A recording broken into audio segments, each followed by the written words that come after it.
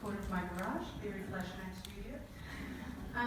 So not only do I store it in colour, I also store it in scale of print. So I have all my large reds, medium reds, small reds together.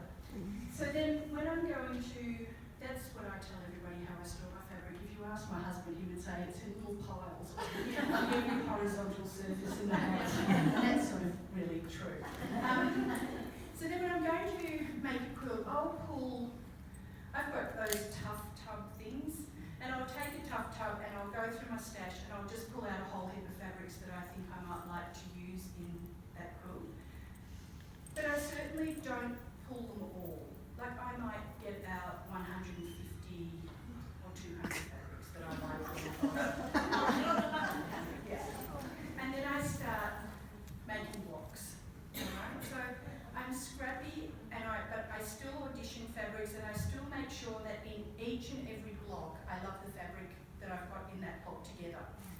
But I don't worry if block 1 and block 101 look horrible side by side, because if I put 99, mathematics, that's okay, isn't it? I put 99 blocks in between, those are going to work, okay?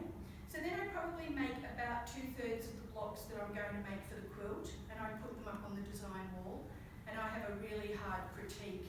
And so steampunk was the classic example, because the colour palette I was using for that was grey, brown, green, blue, to make it a real voice quilt. Now I didn't mind if my greens went from chartreuse through to bottle green. Anything I considered green was in there. Same with blue, aqua blue through to navy, whatever. And so when I got my 2/3 of my blocks made and I put them on my design wall, I was like, oh, that's quite ordinary. And in a couple of the fabrics, even though they were green or blue, they had a little fleck of that burnt orangey red colour, and it became very obvious that that's what that colour palette needed to give it a lift. So I went back to my stash and I just pulled some of those, and so I purpose-built, for the want of a better word, those last third of the blocks with some of that other colour in it to give it a bit of a lift. So there's no sort of right, that's the general rule of thumb, but I honestly believe if you love it, you put it in there. I think we all see colour differently. I don't think that, you might look at someone in a pink shirt and you know what colour pink you're looking at, but you don't know whether the lady standing next to you is seeing the same colour pink. And I know when I'm in the store, especially blues and greens, some people will say, oh, that's blue, but I'm looking at it thinking, that's green. That's blue, that's really green fabric. So I think we all look at colour differently, and I know myself, as I get older and my eyesight's starting to fail, I need to put my glasses on to see clarity of colour. Things are starting to look a bit muddy to me quite often.